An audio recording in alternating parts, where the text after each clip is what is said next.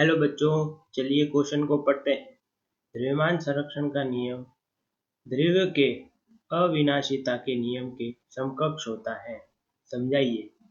इस प्रश्न के लिए जो मुख्य अवधारणा होगी वो होगी द्रव्यमान संरक्षण का नियम।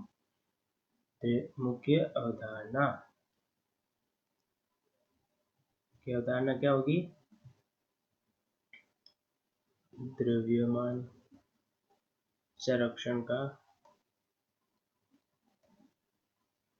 नियम।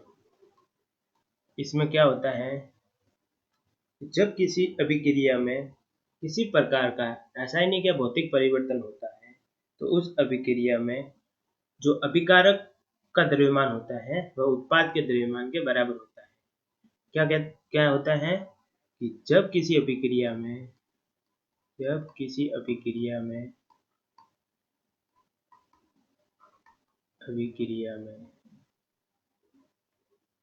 भौतिक या कोई भी रासायनिक परिवर्तन, भौतिक या रासायनिक परिवर्तन होता है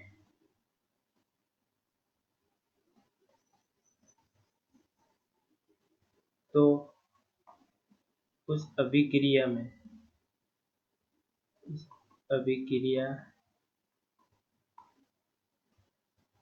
जो अभिकारक होता है, अभिक्रिया में अभिकारक का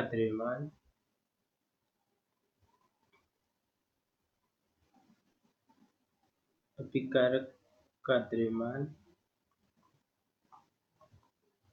उत्पाद के द्रव्यमान के बराबर होता है। इसका अर्थ क्या है कि रासायनिक अभिक्रिया में जब ये अभिक्रिया हो रही है तो द्रव्यमान ना ही नष्ट होता है ना ही बनता है। तो द्रव्यमान नष्ट नहीं हो रहा है तो जो कुल द्रव्य होगा उस अभिक्रिया में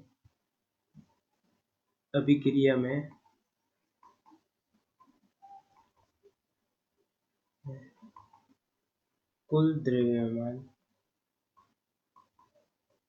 परिवर्तन नहीं होता है, नहीं होगा, कोई भी परिवर्तन नहीं होता है। इसका अर्थ क्या होता है कि जो अभिक्रिया में द्रव्य होता है, अभिक्रिया में कुल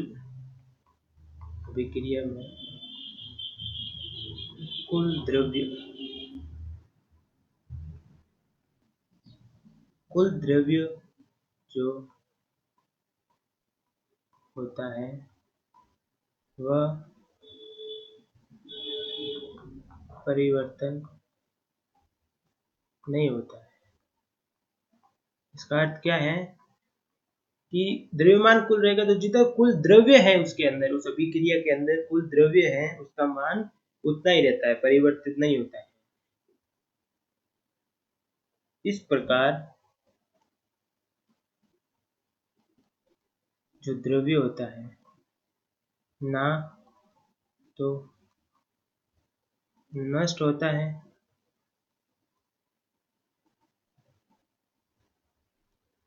ना ही बनता है।